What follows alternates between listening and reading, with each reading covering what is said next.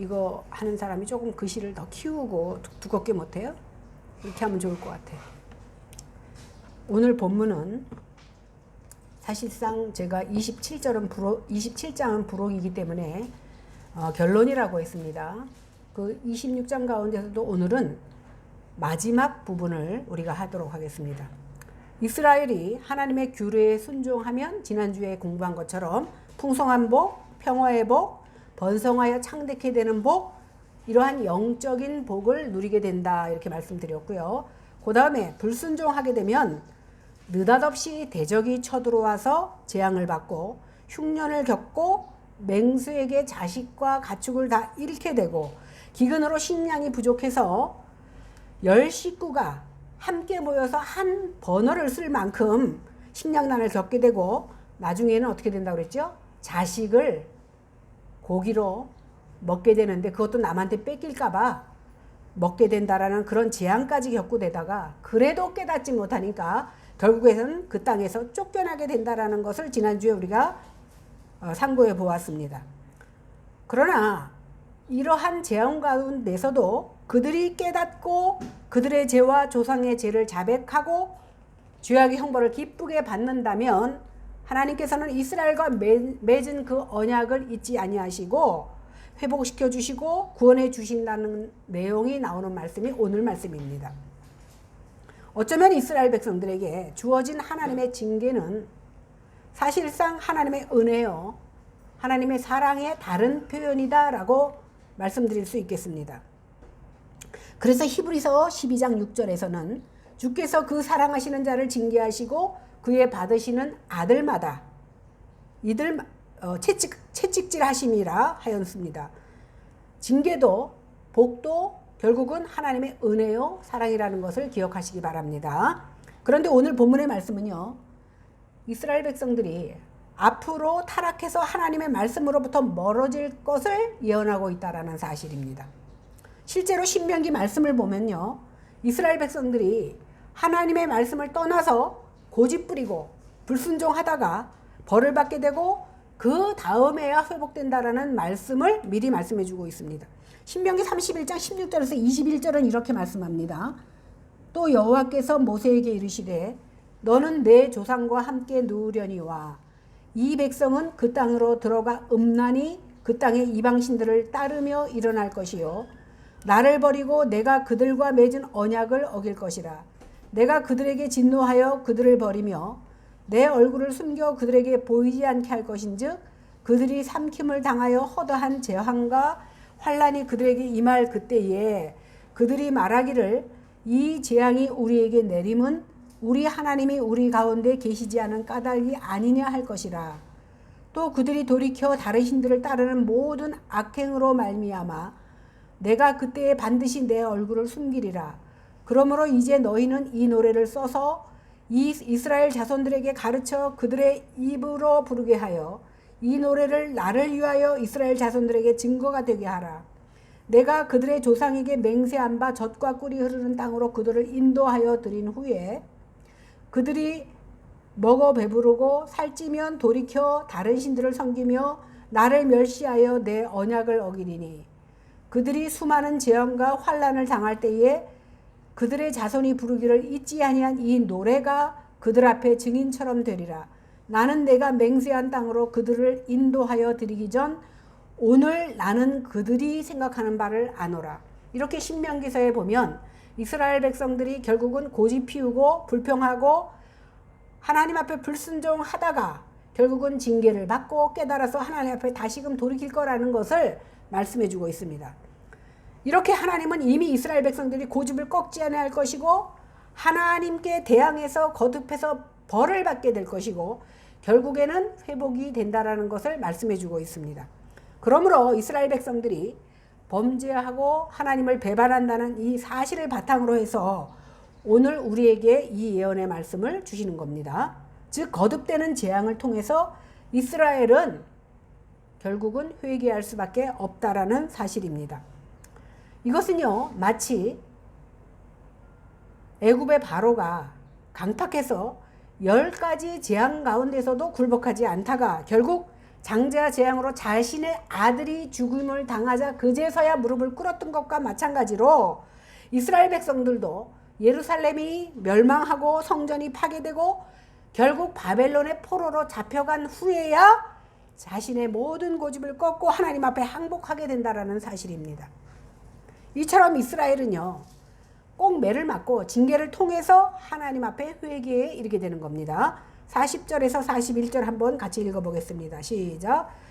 그들이 나를 거스른 잘못으로 자기의 죄악과 그들의 조상의 죄악을 자복하고 또 그들이 내게 대항함으로 나도 그들에게 대항하여 내가 그들을 그들의 원수의 땅으로 끌어갔음을 깨닫고 그 할례 받지 아니한 그들의 마음이 낮아져서 그들의 죄악의 형벌을 기쁘게 받으면, 결과적으로는요, 죄를 자복하고 돌아오면 회복해 주신다는 말씀을 하시려는 겁니다.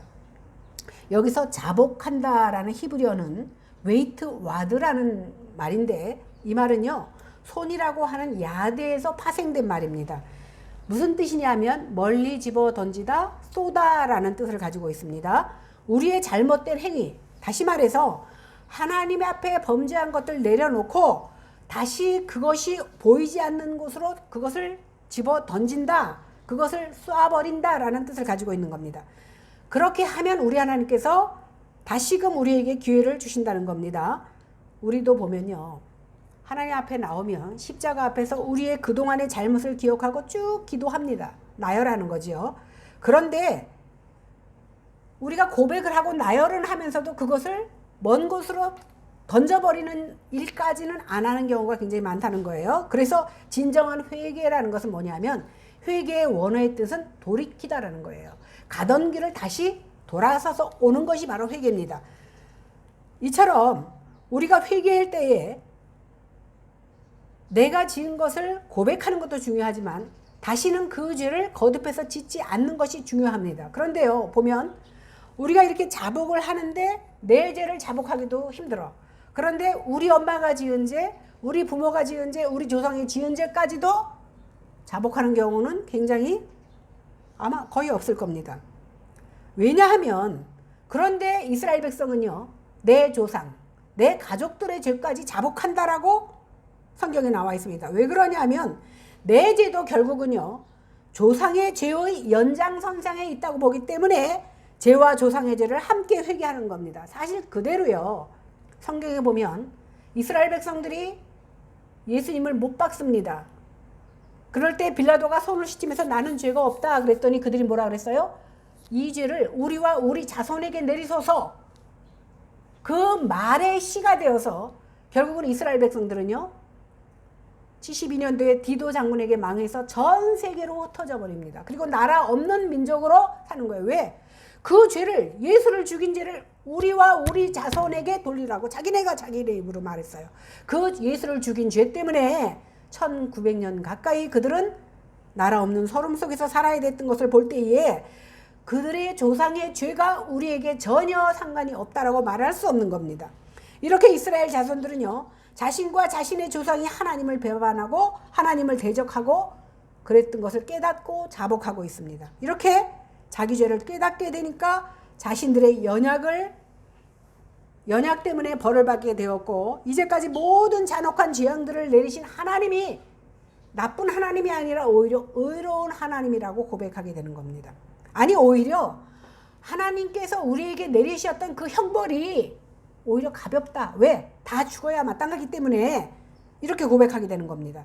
그래서 하나님께서 다 우리를 죽이고 멸하지 아니하시고 지금까지 긍휼을 베푸셔서 살아남아 있게끔 하신 그 은혜를 오히려 감사할 수 있는 모습이 된 겁니다. 그러다 보니까 하나님의 형벌을, 이것도 가벼운 벌이니까 순순히 받게 되는 겁니다. 이것을 가지고 오늘 성경에서는 뭐라고 얘기합니까? 너희의 마음의 할례요, 낮아짐이다 라고 표현하고 있습니다. 이렇게 마음의 할례를 받고 낮아질 때에 우리 하나님은 기뻐하십니다. 이스라엘이 그동안 아무리 살찐 짐승을 가지고 하나님 앞에 제사를 드려도 하나님께서는 어떻게 했다고 그랬어요? 받지 않으신다고 그랬습니다. 결국 그들이 망해서 바벨론의 포로로 잡혀가게 하셨는데, 그곳에서 진심으로 자신의 죄를 깨닫고 통회하는 마음으로 회개했을 때 하나님께서는 다시금 언약을 기억하시고 그들을 사랑하시고 기뻐하셔서 그들에게 회복의 은혜를 허락하시는 겁니다.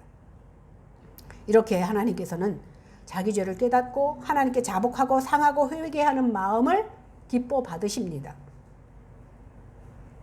여지껏 내가 잘못을 회개할 때에 물론 세상적으로 지은 죄도 다 회개해야 마땅하지만 내가 하나님이 나의 구세주요 창조주 하나님이신 것을 깨닫지 못하고, 다시 말해서 영혼의 아버지인 것을 깨닫지 못하고 일반 아저씨를 내 아버지라고 섬기고 살았다면, 세상을 섬기고 살았다면 그것을 자복하는 시간 되시기를 바랍니다. 이렇게 하나님께서는 자기 죄를 깨닫고 하나님께 자복하고 상하고 회개하고 통회하는 그 마음을 기뻐 받으십니다. 그래서 하나님께서는 오라 우리가 서로 변론하자 너희 죄가 주홍 같을지라도 양털같이 희게 되리라. 다시는 기억하지 않는다는 겁니다. 우리 죄가 아무리 커도 진실로 회개한다면 하나님께서는 용서해 주시고 우리를 자녀로 받아주신다는 겁니다. 이것이 하나님의 은혜입니다. 하나님은 지금도 우리에게 이스라엘 백성들에게 원했던 그 상한 심령을 원하십니다. 내 상한 심령, 다시 말해서 내 마음이 찢어지고 찢기우고 아버지 앞에 나오는 그 모습을 하나님께서는 원하시는 겁니다. 지금까지 내가 아무리 선한 행위를 많이 했고 예배하고 봉사하고 헌금을 아무리 많이 했다 그래도 이스라엘의 제사를 받으시지 않으셨던 그 하나님께서 예배 안 빠졌어요? 봉사 많이 했어요? 그것보다 더 중요한 것이 무엇입니까? 내 마음이 진실로 상하고 통회하는 마음 가지고 진정성을 가지고 하나님 앞에 나오는 것을 하나님은 기뻐하신다라는 겁니다. 이렇게 이스라엘이 상하고 통회하는 마음으로 회개할 때 하나님께서는 아브라함과 이삭과 야곱과 맺으신 그 언약을 기억하시고 그 땅을 다시 기억하시겠다고 말씀하는 겁니다. 42절입니다. 시작. 내가 야곱과 맺은 내 언약과 이삭과 맺은 내 언약을 기억하며 아브라함과 맺은 내 언약을 기억하고 그 땅을 기억하리라. 여기서 기억한다라는 말은 히브리어로 자카르라고 하는데 이 말은 뭐냐면 그냥 IQ가 좋아서 잊어버리지 않고 기억한다는 그런 말이 아닙니다. 일부러 그것을 끄집어내서 곱씹어서 다시 그것을 상고해서 계속해서 반복한다라는 뜻입니다. 그러니까 하나님께서 마음 먹고 다시 끄집어내서 곱씹으시고 이들이 내 백성이 맞구나, 내가 그들의 하나님이구나, 이것을 기억하셔서 다시금 그의 조상들과 맺었던 언약을 이루어내신다는 겁니다. 그러니까 하나님께서 기억해 주신다는 것이 얼마나 우리에게는 큰 은혜요 사랑인지 모릅니다. 그러면 우리가 기억을 돌려봅시다. 오늘 우리가 보는 이 레위기서는요, 시내산에서 주신 말씀입니다. 출애굽을 한 후에 1년 동안 광야에서 성막을 짓고 이제 광야 40년 길을 시작하는 이 마당에 주신 말씀입니다. 그런데요, 지난 시간에 상고해 본 대로 하나님께서는 광야 길을 가면서 복과 저주에 대해서 말씀해 주셨어요. 그죠? 마지막에 주신 말씀이 복과 저주입니다.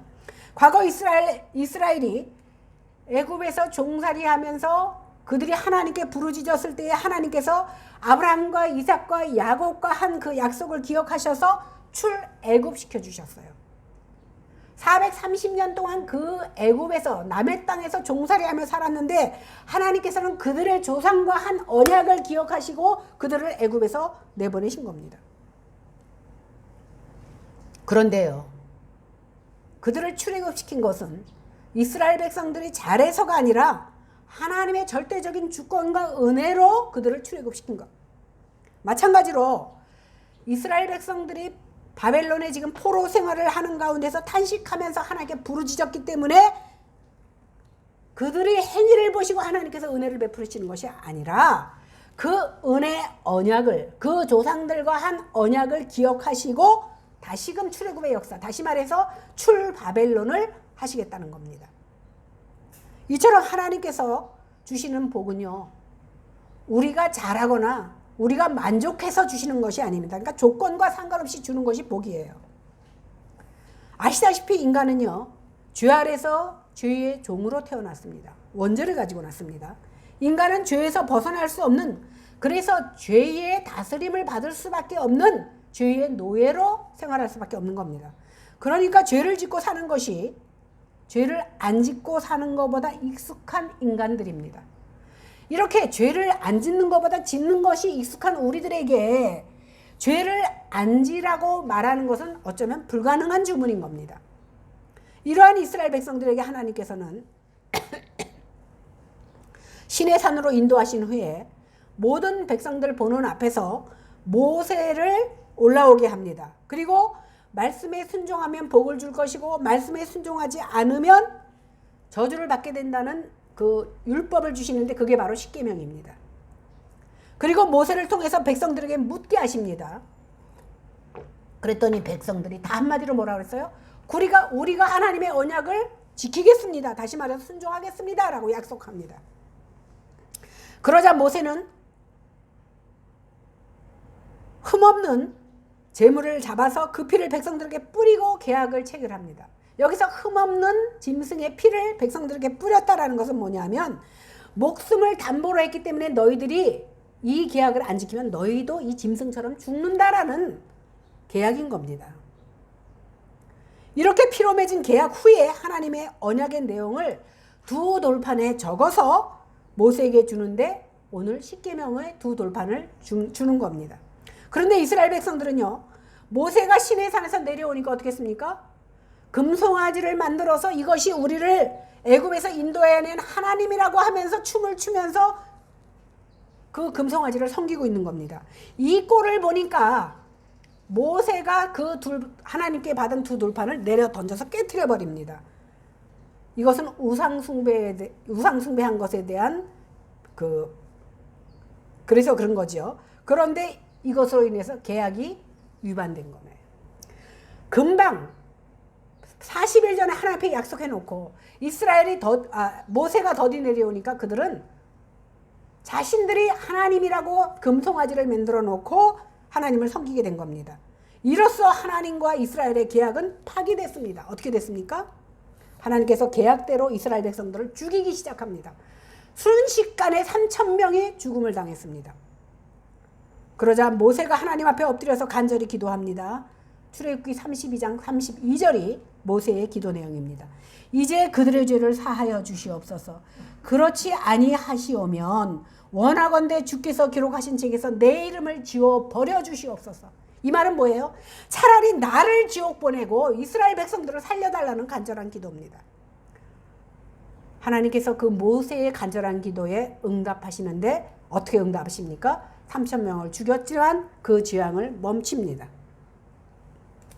그리고는 모세를 다시 시내산으로 올라오게 하셔서 새로운 돌판을 만들어 주십니다. 내용은 먼저 거하고 똑같아요. 첫 번째 돌판은 어느 한쪽에서 계약을 어기면 피로 갚아야 돼, 죽어야 된다라는 쌍무 언약이라고 합니다. 두 번째 돌판은요, 모세가 자기 목숨을 담보로 내놓고 한 언약이에요. 그래서 은혜 언약인 겁니다. 하지만 두 번째 돌판은요, 모세의 생명을 담보로 했기 때문에 이제 너희의 행위, 다시 말해서 내가 순종했기 때문에 주시는 언약이 아닙니다. 오직 하나님의 은혜로 주신 겁니다. 이 언약을 받은 후에 하나님께서는 1년 동안 성막을 짓게 하십니다.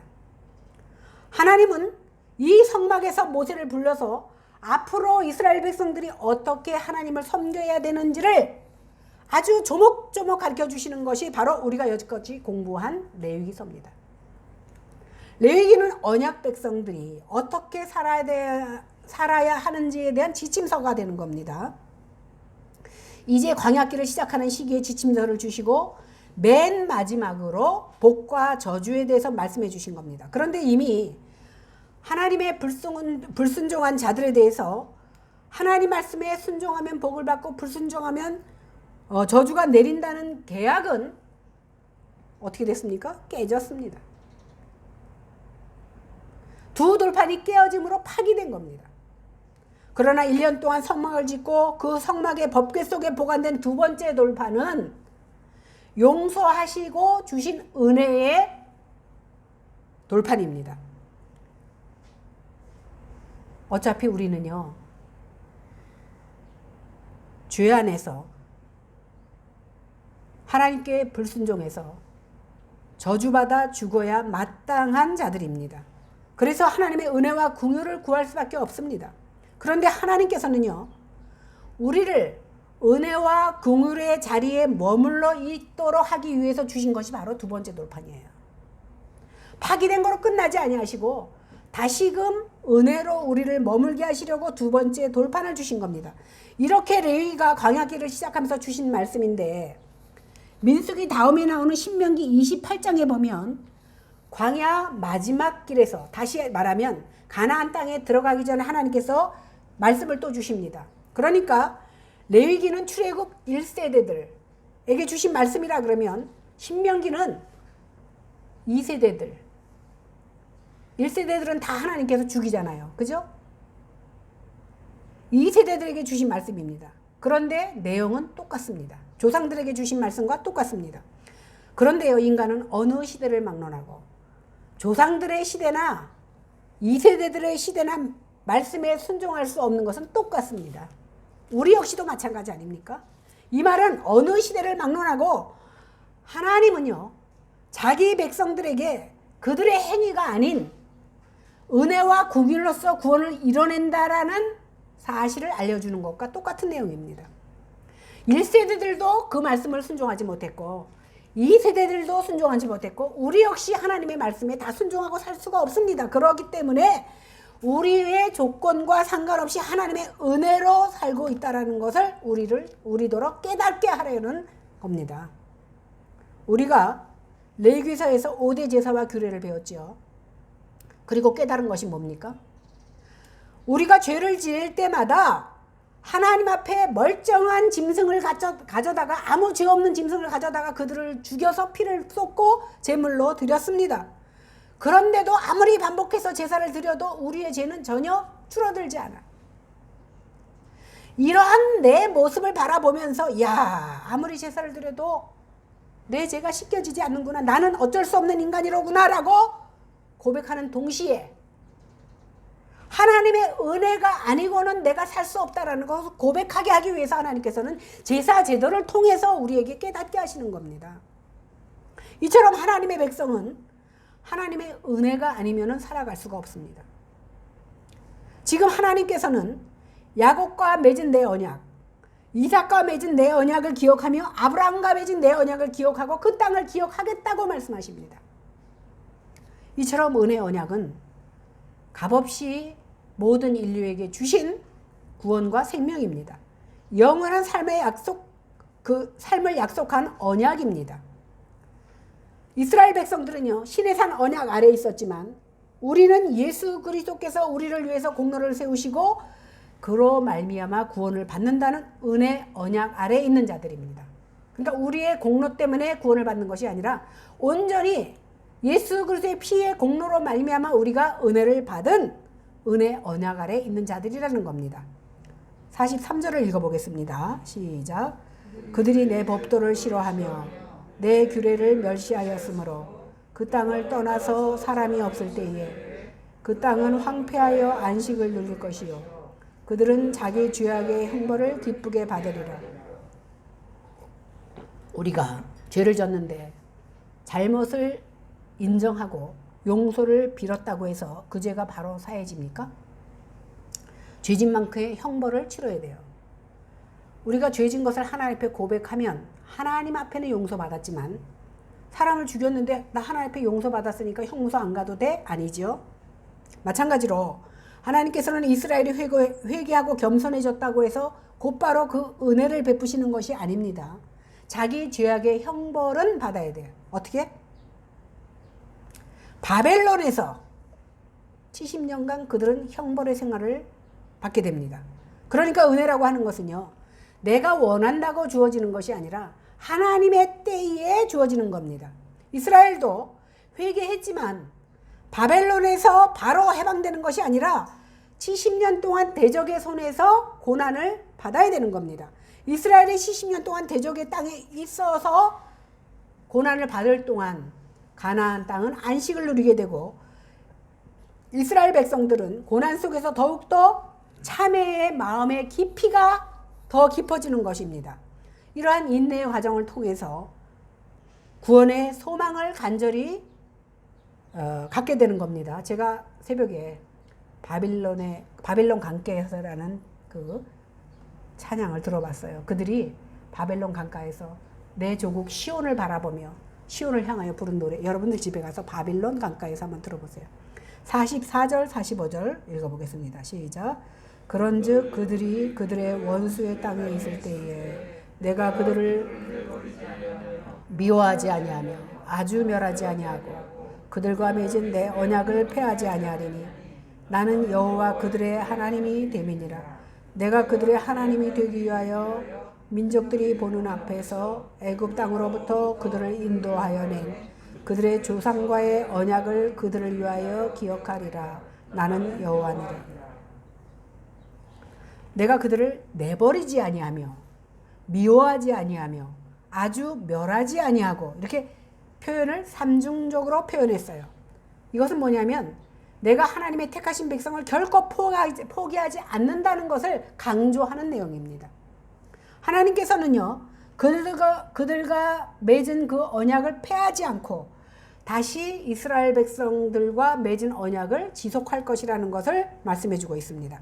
이것은요, 마치 집 나갔다가 다시 돌아온 탕자를 기쁘게 맞이하는 아버지의 심정으로 이스라엘을 다시금 품 안으로 안아주겠다라는 하나님의 표현입니다. 그러면서 하나님은 놀라운 선언을 하십니다. 그렇게 계약을 폐하지 아니하시는 이유가 있는데 그것이 왜예요? 하나님께서 너희의 아버지가 되시기 때문이라. 자식이 아무리 잘못을 해서 그들이 집을 나갔고 돌아오지 않는다 할지라도 하나님께서는 다시 돌아왔을 때에 그들을 받아주신다는 겁니다. 율법을 보면요, 이스라엘 백성이 순종하면 복받고 불순종하면 저주받고, 순종할 때 내가 너희 하나님이 되어주신다는 것이 바로 율법입니다. 그러나 지금 하나님께서는 뭐라고 그랬어요? 조건 없이 여호와가 그들의 하나님이다라고 선언을 해주는 겁니다. 우리가 믿지 않는 사람보다 뭔가가 잘나서 우리가 믿는 사람으로 선택해 주신 것이 아니라는 겁니다. 이것은 이스라엘의 신실함 때문이 아니라 하나님의 주권적인 은혜로 말미암아 하나님의 뜻하신 바대로 목적을 성취시킨다라는 겁니다. 이러한 말씀을 통해서 하나님께서 그들을 싫어하시고 미워하시고 원수로 대하신 것이 본심이 아니다라는 것을 우리는 알 수 있습니다. 오히려 그것이 하나님의 사랑 방법이라는 겁니다. 그래서 에레미야 에가서 3장 32절 33절에서는 이렇게 말씀합니다. 그가 비록 근심하게 하시나 그의 풍부한 인자하심을 따라 긍휼히 여기실 것임이라. 주께서 인생으로 고생하게 하시며 근심하게 하시는 것은 본심이 아니시로다. 다시 말해서 너희를 아프게 하고 근심하게 하고 고난 속에 빠뜨리는 것은 하나님의 사랑의 다른 표현 방법이라는 겁니다. 마찬가지로 하나님께서 우리를 징계하시는 것도 사랑하기 때문에 징계하신다는 겁니다. 징계조차도 우리의 교만과 죄를 꺾으시기 위한 사랑의 손길이라는 것을 기억해야 됩니다. 그래서 그 고통의 세월을 감내하면서 말씀과 기도에 힘쓰면서 은혜가 임할 때까지 우리는 잠잠히 기다릴 줄 아는 인내가 필요한 겁니다. 그러면 하나님의 때를 따라 돕는 은혜를 우리에게 허락하여 주십니다. 우리를 근심과 고통 중에 거하시도록 하는 것이 하나님의 진짜 사랑이요, 진심으로 미워하지 않았다라는 것을 우리는 깨달아야 될 줄로 압니다. 왜 그러냐 하면요, 고통이 아니고서는 하나님의 사랑을 깨닫지 못하는 인간의 그 무지함을 깨뜨리려고 하는 하나님의 사랑이 우리에게는 고통으로 느껴지는 겁니다. 하나님의 본심은 언제나 사랑입니다. 이것을 통해서 회복의 완성, 구원의 완성을 이루어내십니다. 이 말씀을 통해서, 이 말씀 속에 예수 그리스도가 아니면 안 되는 구원의 디자인이 그려져 있다는 사실을 우리는 깨닫는 영의 눈이 있어지기를 바랍니다. 마지막 46절 보겠습니다. 시작. 이것은 여호와께서 시내산에서 자기와 이스라엘 자손 사이에 모세를 통하여 세우신 규례와 법도와 율법이니 이제 레위기서의 전체의 기원과 출처를 밝혀주십니다. 이스라엘 백성이 하나님께로부터 이 모든 규례와 법도와 율법을 받은 것이 언제냐면 출애굽 제2년 초, 즉 주전 1445년 1월 1일부터 2월 20일 사이에 시내산에서 모세를 통해서 주셨습니다. 정확하게 날짜까지도 우리에게 제시하십니다. 이것은 아직도 현존하시고 역사 속에서 역사를 주관하시는 하나님 되시는 것을 우리에게 계시로 보여주시는 겁니다. 오늘 레위기서를 마무리하는 시점에서 우리는 이스라엘을 향한 징계와 또한 돌이켜 자복하면 용서해 주시고 회복해 주신다는 하나님의 긍휼을 발견해야 될 줄로 압니다. 이 말씀은 단지 이스라엘 백성들에게만 국한된 말씀이 아니라 오늘 이 시대에 우리가 레위기서를 공부하고 보는 이 시대에 우리에게도 주시는 동일한 말씀으로 우리가 이해해야 되는 줄로 압니다. 제가 여러 번 말씀드렸지만 회개라는 말의 원어의 뜻은 돌이키다랍니다.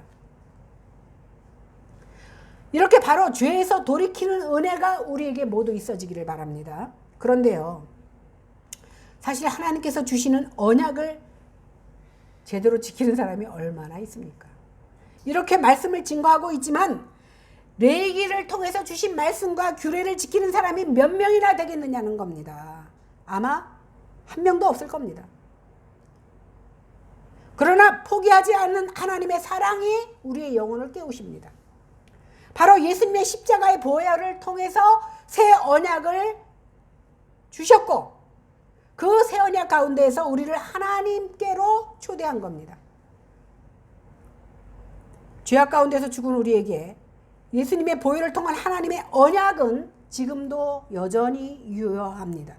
어떤 고난과 핍박 가운데서도 십자가를 바라보고 주님 앞에 자복하고 돌아올 때 주님은 우리를 회복하시고 안아주시는 겁니다.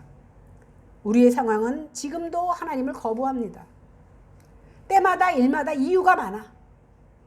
이래서 안 되고 저래서 안 되고 이래서 못 오고 저래서 못 오고 늘 하나님을 거부하지만 하나님께서는 우리의 상황이 아니라 십자가를 통하여 우리에게 주신 언약을 바라보고 언약을 의지할 때 회복시키시는 하나님을 경험하게 되는 줄로 믿습니다. 왜요? 여호와 하나님이 우리 모두의 하나님이시고 우리가 자복할 때마다 우리를 회복시키는 하나님이시기 때문입니다. 오늘 말씀을 통해서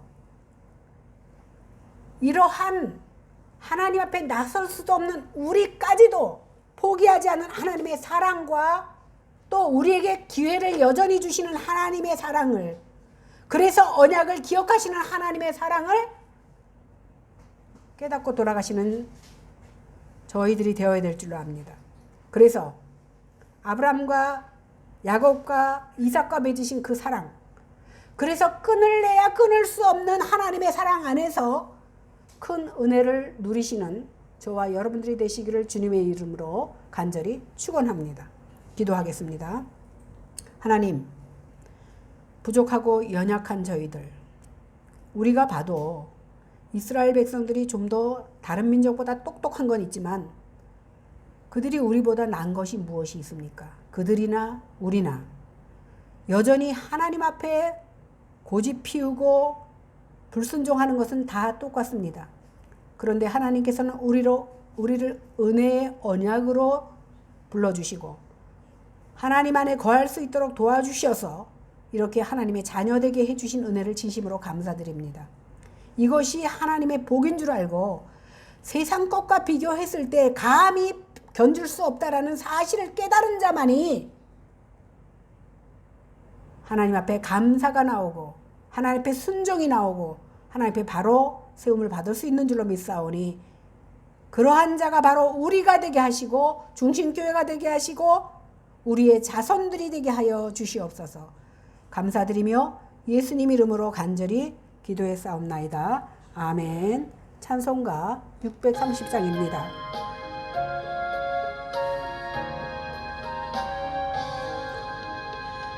진리와 생명 되신 주 이 몸을 바치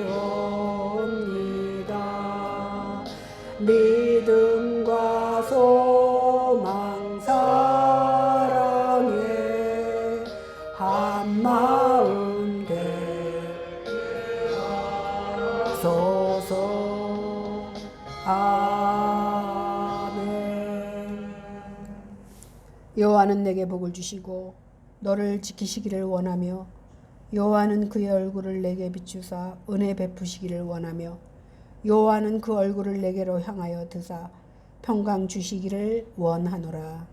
아멘.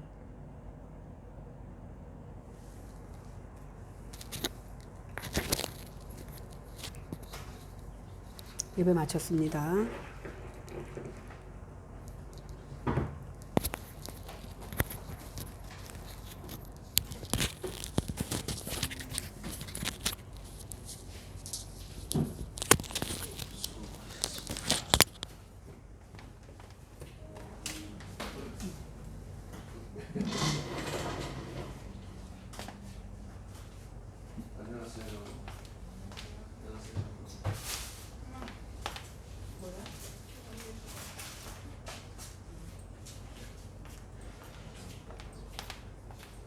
지난주 설교 한번 들어봐라.